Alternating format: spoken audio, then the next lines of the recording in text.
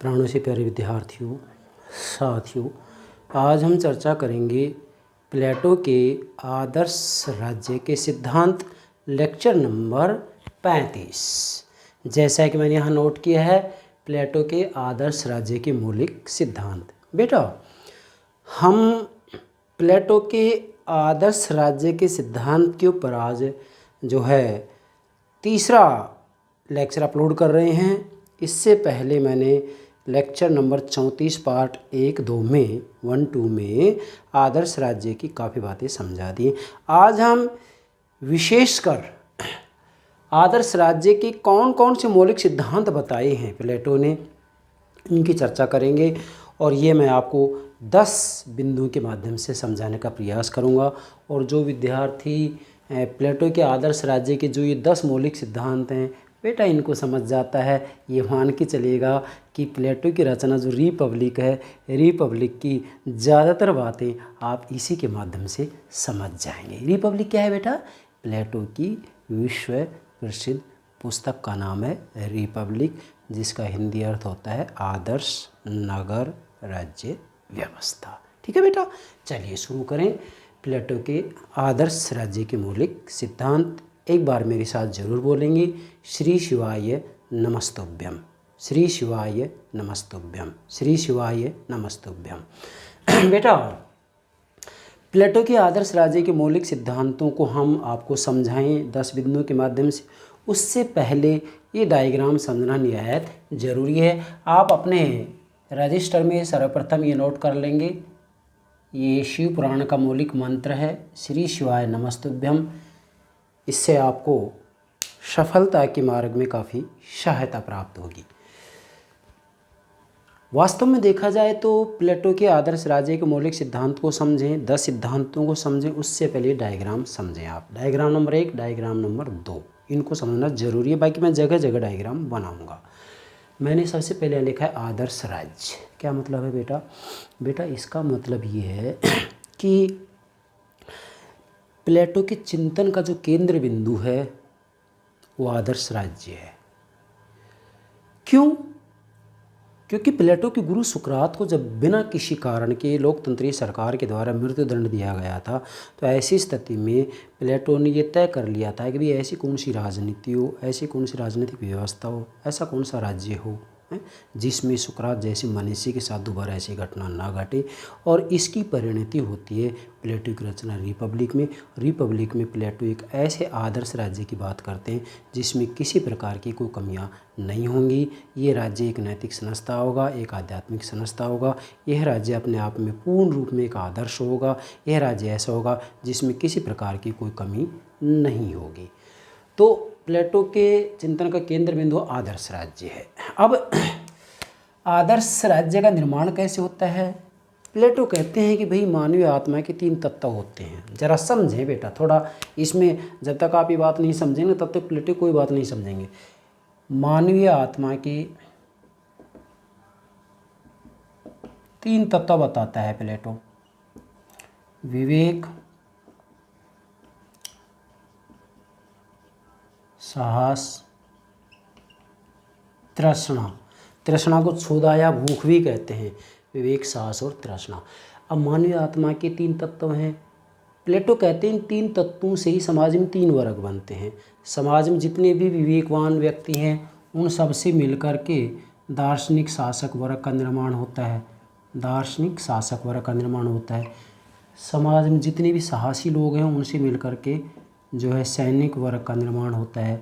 और समाज में जितने भी तृष्णा से संबंधित, क्षुधा से संबंधित, भूख से संबंधित लोग हैं उनसे मिलकर के उत्पादक वर्ग का निर्माण होता है। उत्पादक वर्ग का निर्माण होता है।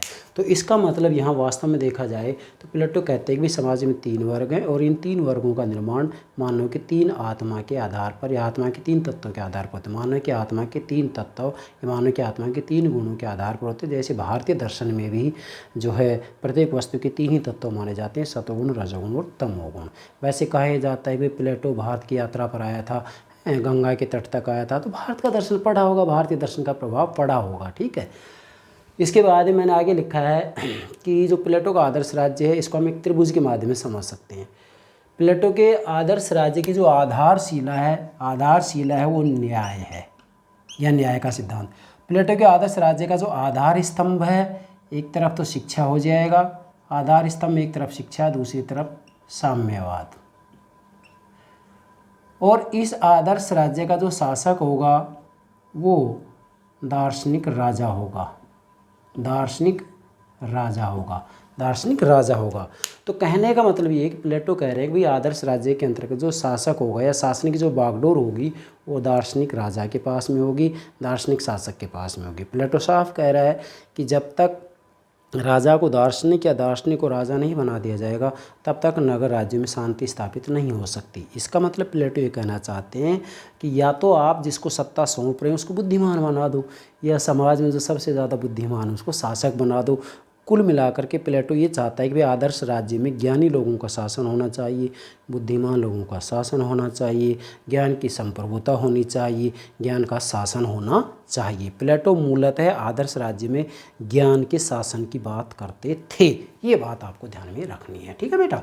तो ये सामान्य सी बातें होगी, अब इसके आधार पर ये सारी बातें समझ में आ जाएंगी। तो आप नोट करेंगे प्लेटो के आदर्श राज्य के मौलिक सिद्धांत। प्लेटो के नोट करो, प्लेटो के आदर्श राज्य के मौलिक सिद्धांत, जिसमें हम 10 सिद्धांतों की चर्चा करेंगे। नंबर 1 न्याय सिद्धांत। प्लेटो के आदर्श राज्य के मौलिक सिद्धांतों में पहला सिद्धांत आता है न्याय, जस्टिस। बेटा प्लेटो की रिपब्लिक का उपशीर्षक ही कंसर्निंग टू जस्टिस है, न्याय से संबंधित ग्रंथ। क्योंकि प्लेटो की रिपब्लिक में न्याय के ऊपर सबसे ज़्यादा लिखा गया है। तो वास्तव में देखा जाए तो प्लेटो कह रहे हैं कि जो ये 3 वर्ग बताएं, दार्शनिक, शासक, सैनिक वर्ग, उत्पादक वर्ग, 3 वर्गों में संतुलन रखकर ही न्याय की स्थापना की जा सकती है। मतलब दार्शनिक शासक वर्ग अपना काम करे, शासन संबंधित कार्य करे, सैनिक वर्ग अपना काम करे मतलब रक्षा संबंधित कार्य करे, उत्पादक वर्ग अपना काम करे मतलब उत्पादन से संबंधित कार्य करे। जब ये 3 वर्ग ईमानदारी से अपना अपना काम करेंगे तो ऐसी स्थिति में वह राज्य या समाज न्यायी होगा। अब वह राज्य या समाज, मैंने दोनों का प्रयोग क्यों किया? क्योंकि प्लेटो के समय में राज्य और समाज को पर्यायवाची रूप में माना जाता था, राज्य और समाज में अंतर नहीं माना जाता था, जबकि आधुनिक समय में राज्य और समाज में अंतर माना जाता है। ये आपको ध्यान में रखना है। इसलिए प्लेटो कहते हैं कि जब तीनों ही वर्ग ईमानदारी से अपना अपना काम करेंगे, संतुलन बनाकर काम करेंगे, तो उस राज्य और समाज में न्याय की स्थापना होगी। जैसे मैंने यहाँ लिखा भी है कि मानवीय आत्मा के 3 तत्व बताते हैं प्लेटो, विवेक, साहस और तृष्णा। 3 तत्वों से 3 वर्ग बन जाते हैं, दार्शनिक शासक वर्ग, सैनिक वर्ग, उत्पादक वर्ग। ठीक है बेटा। तो व्यक्तिगत स्तर पर देखें तो एक व्यक्ति न्यायी तब होगा जब जिस व्यक्ति में जिस तत्व की प्रधानता हो, किसी में विवेक है, किसी में साहस है, किसी में तृष्णा है, तो जिस तत्व की प्रधानता हो वो व्यक्ति वो काम करे। जैसे हम अपनी बात कर रहे थे तो हमारा कार्य क्या है, अध्ययन अध्यापन है, तो विवेक से संबंधित हो गए तो ईमानदारी से अपना काम करेंगे तो हम न्यायी होंगे। अब किसी में साहस की मात्रा ज़्यादा है तो ईमानदारी से साहस से संबंधित कार्य करेगा, वो सैनिक सेवा में जाएगा। किसी में उत्पादन की जो है क्षमता ज़्यादा है, तृष्णा की क्षमता ज़्यादा है, तो उत्पादन संबंधित कार्य ईमानदारी से करे। अब एक व्यक्ति व्यक्तिगत स्तर पर ऐसा करता है तो व्यक्ति न्यायी है, और जब एक वर्ग किस तरह पर ऐसा करता है और 3 वर्ग ईमानदारी से अपना अपना काम करते हैं तो निश्चित रूप में वह राज्य समाज न्यायी होगा। अगर व्यक्ति व्यक्तिगत स्तर पर न्यायी है तो राज्य और समाज भी न्यायी होगा। इसलिए प्लेटो ने कहा है कि जो राज्य है वह व्यक्ति का ही विराट रूप है। ये मानवीय आत्मा के तत्व हो गए तो व्यक्ति हो जाता है, इधर राज्य होता है। तो मतलब प्लेटो कहते हैं कि राज्य व्यक्ति का ही विराट रूप है। क्यों? क्योंकि मानवीय आत्मा के 3 तत्व होते हैं, 3 तत्वों से 3 वर्ग का निर्माण होता है। नेक्स्ट दूसरा सिद्धांत, राज्य व्यक्ति का विराट रूप है। अब ये बात इसी से स्पष्ट हो जाएगी। प्लेटो के आदर्श राज्य के मौलिक सिद्धांत में दूसरा सिद्धांत आता है राज्य व्यक्ति का विराट रूप है। अर्थात प्लेटो कहते हैं कि जो राज्य है वो व्यक्ति का विराट रूप है। राज्य है ये व्यक्ति का ही विराट रूप है। क्यों है? क्योंकि प्लेटो ने साफ कहा है व्यक्ति या मानवीय आत्मा के 3 तत्व होते हैं, विवेक, साहस, तृष्णा। और इन तीन तत्वों से समाज में तीन वर्ग बनते हैं। जितने भी समाज बुद्धिमान लोग होते हैं उनसे मिलकर के दार्शनिक शासक वर्ग का निर्माण होता है। जितने भी समाज में साहसी लोग होते हैं उनसे मिलकर के सैनिक वर्ग का निर्माण होता है। और जितने भी समाज में तृष्णा क्षुधा भूख से संबंधित लोग हैं उनसे मिलकर के उत्पादक वर्ग का निर्माण होता है। तो इसका मतलब प्लेटो कहते हैं कि राज्य जो है ना व्यक्ति का ही विराट रूप है, क्योंकि मानवीय आत्मा की तीन तत्वों को ही व्यापक रूप में जब लिया जाता है तो उससे तीन वर्ग बन जाते हैं। तीसरा है विशेष कार्य का सिद्धांत। प्लेटो ने अपने आदर्श राज्य में विशेष कार्य का सिद्धांत दिया है। इसका मतलब है कि दार्शनिक शासक शासन संबंधित कार्य करेगा, सैनिक वर्ग रक्षा संबंधित कार्य करेगा और उत्पादक वर्ग जो है उत्पादन संबंधित कार्य करेगा। तीनों के तीनों अपना अपना कार्य ईमानदारी से करेंगे और जीवन पर्यंत करते रहेंगे। चौथा है शिक्षा। प्लेटो ने अपने आदर्श राज्य में शिक्षा की भी बात की है और शिक्षा के बारे में कहा है कि जो न्याय है, जस्टिस है, न्याय का ज्ञान ही शिक्षा है। अर्थात प्लेटो कह रहे हैं कि जब मनुष्य को न्याय का ज्ञान हो जाता है तो न्याय का ज्ञान ही शिक्षा है, जस्टिस का ज्ञान ही शिक्षा है। जैसे मान लीजिएगा यहाँ आता है, एक व्यक्ति को ये मालूम है कि भाई मेरे अंदर विवेक की प्रधानता है तो मैं बुद्धि संबंधित कार्य करूँ, किसी में साहस की प्रधानता ज़्यादा है तो रक्षा संबंधित काम करे, किसी में तृष्णा की ज़्यादा क्षमता है उत्पादन संबंधित कार्य करे। मतलब वास्तव में देखा जाए तो जो न्याय है, मतलब जो शिक्षा है, ये न्याय का ज्ञान ही शिक्षा है। अगर आपको न्याय का ज्ञान हो जाता है तो यही शिक्षा है। एक व्यक्ति व्यक्तिगत स्तर पर जिस तत्व की उसमें प्रधानता है वो काम करे, और जिस वर्ग की बात आती है दार्शनिक शासक वर्ग, सैनिक वर्ग, उत्पादक वर्ग, ये भी अपना अपना काम करे। जब ये तीनों अपना अपना काम करते हैं तो निश्चित रूप में समाज या राज्य न्याय होगा। इसलिए प्लेटो कहते हैं कि न्याय का ज्ञान ही शिक्षा है। मतलब जस्टिस का ज्ञान होना, जस्टिस की जानकारी होना ही क्या है, यस शिक्षा है। पांचवा है नागरिकों के तीन वर्ग। प्लेटो के आदर्श राज्य के मौलिक सिद्धांत में पांचवा सिद्धांत है नागरिकों के तीन वर्ग। प्लेटो ने आदर्श राज्य के मौलिक सिद्धांत को स्पष्ट करते हुए कहा है कि भाई नागरिकों के तीन वर्ग होते हैं। क्यों होते तीन वर्ग? क्योंकि प्लेटो ने साफ कर दिया है कि मानवीय आत्मा के तीन तत्व होते हैं। ये समझना आपको जरूरी है कि प्लेटो ने मानवीय आत्मा के तीन तत्व बताए। जैसे भारतीय दर्शन में भी सतोगुण, रजोगुण, तमोगुण बताया जाता है। श्रीमद् भागवत गीता में भी श्री कृष्ण भगवान ने प्रत्येक वस्तु के, प्रत्येक व्यक्ति के, चाहे राजा हो या कोई भी हो, तीन ही गुणीय तत्व माने, सतोगुण, रजोगुण, तमोगुण। तो इसी प्रकार से प्लेटो भी मानवीय आत्मा के तीन तत्व मानते हैं। मानवीय आत्मा के तीन तत्व मान रहे हैं विवेक, इसको समझें, साहस, तृष्णा। बेटा तृष्णा को क्षुधा भूख की संज्ञा भी दी जाती है। तो मानवीय आत्मा के तीन तत्व हो गए विवेक, साहस और तृष्णा। अब प्लेटो कह रहे हैं कि मानवीय आत्मा के इन तीन तत्वों के आधार पर ही समाज में तीन वर्ग बनते हैं। कैसे बनते हैं? समाज में जितने भी विवेकवान लोग हैं, बुद्धिमान लोग हैं, उन सब से मिल करके और जो है दार्शनिक शासक वर्ग का निर्माण होता है। ठीक है, समाज में जितने भी साहसी लोग हैं उनसे मिल करके जो है सैनिक वर्ग का निर्माण होता है। समाज में जितने भी तृष्णा, क्षुधा या भूख से संबंधित लोग हैं उनसे मिलकर के और उत्पादक वर्ग का निर्माण होता है। इसका मतलब नागरिकों के तीन वर्ग की चर्चा की है। मतलब प्लेटो ने कहा है कि भाई आदर्श राज्य के अंतर्गत तीन वर्ग होंगे नागरिकों के, दार्शनिक शासक वर्ग, सैनिक वर्ग और उत्पादक वर्ग। क्लियर बेटा? आगे बढ़ते हैं। छठी विशेषता नोट करेंगे, दार्शनिक राजा का शासन। नोट करें बेटा, दार्शनिक राजा का शासन। नोट कर लिया? छठा सिद्धांत दार्शनिक राजा का शासन। प्लेटो ने कहा है कि जो आदर्श राज्य होगा उस आदर्श राज्य के अंतर्गत दार्शनिक राजा का शासन होगा। मैंने पहले त्रिभुज के माध्यम से समझा दिया है कि प्लेटो के आदर्श राज्य के अंतर्गत क्या होगा। जो आदर्श राज्य होगा, आदर्श राज्य के आधारशिला न्याय होगी। आदर्श राज्य का आधार स्तंभ शिक्षा और साम्यवाद होगा, शिक्षा और साम्यवाद होगा। और आदर्श राज्य के शीर्ष पर, आदर्श राज्य के शीर्ष पर दार्शनिक राजा का शासन होगा। ये दार्शनिक राजा ऐसा राजा होगा जिसके ऊपर कोई कानून और संविधान का प्रतिबंध नहीं होगा।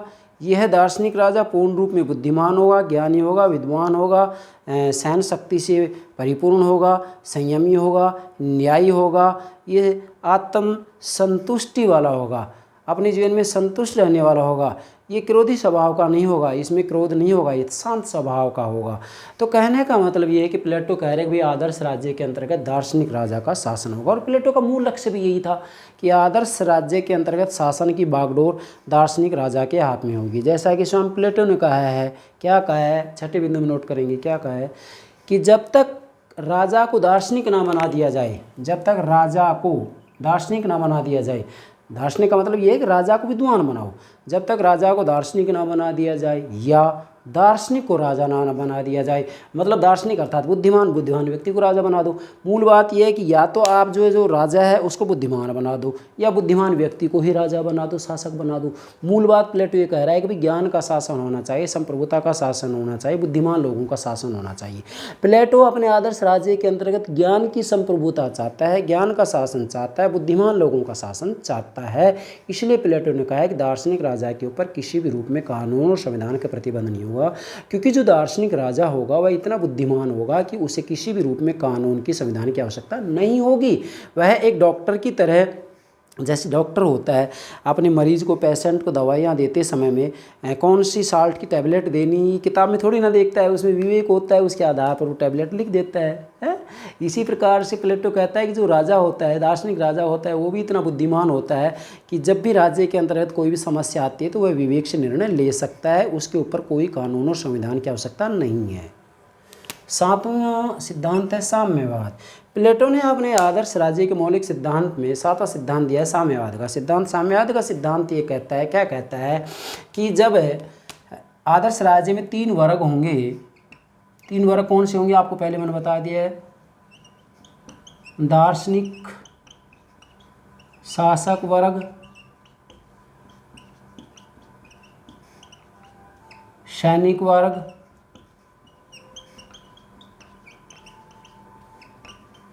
उत्पादक वर्ग।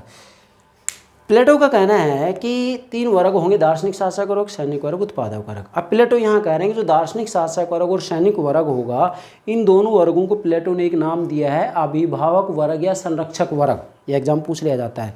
मतलब दार्शनिक शासक वर्ग और सैनिक वर्ग को, इन दोनों वर्गों को प्लेटो ने एक नाम दिया है। क्या नाम दिया है?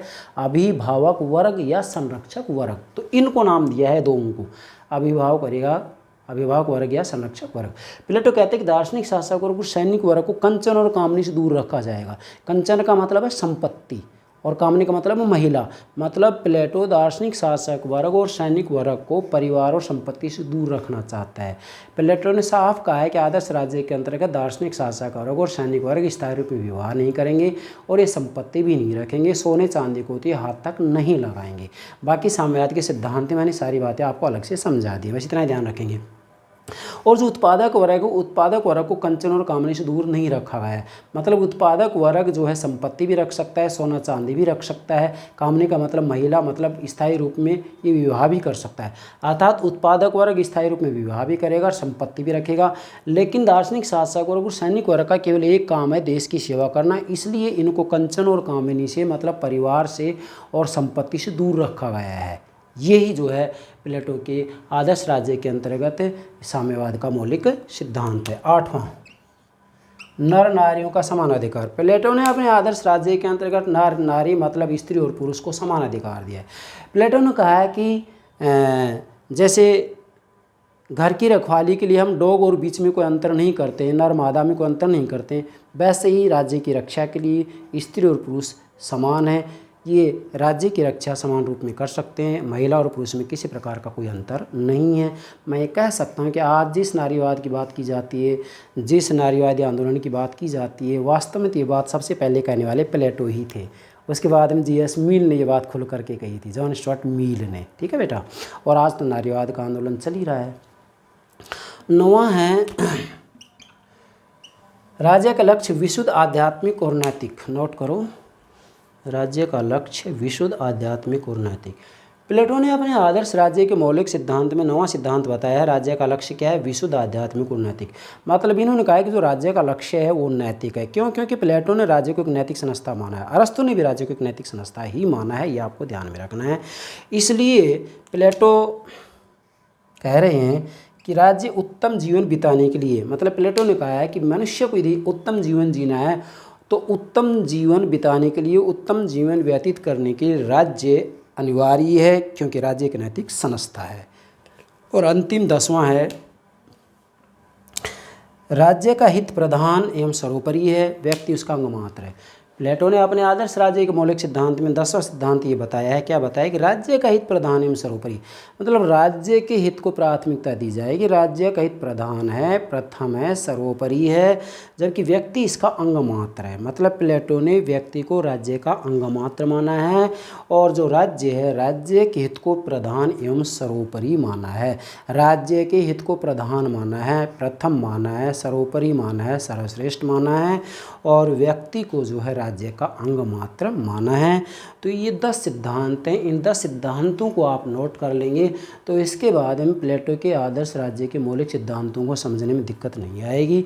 और प्लेटो के आदर्श राज्य के 10 मौलिक सिद्धांत आप अच्छे समझ जाते हैं तो प्लेटो के आदर्श राज्य को समझने में आपको कतई दिक्कत नहीं आएगी कि प्लेटो का आदर्श राज्य आखिर है क्या। प्लेटो के आदर्श राज्य की सभी बातें मैंने आपको समझा दी हैं। मुझे विश्वास है आप प्लेटो के आदर्श राज्य को अच्छे से समझ गए होंगे, क्योंकि मैंने प्लेटो के आदर्श राज्य के ऊपर 3 लेक्चर अपलोड किए, 2 तो पहले कर दिए और 1 आज अपलोड किया जा रहा है। तो प्लेटो के आदर्श राज्य के ऊपर हमने 3 लेक्चर आपको अच्छे से समझा दिए हैं। मुझे विश्वास है आप प्लेटो के आदर्श राज्य को अच्छे से समझ गए होंगे। यस बेटा, okay, thank you very much, thank you very much.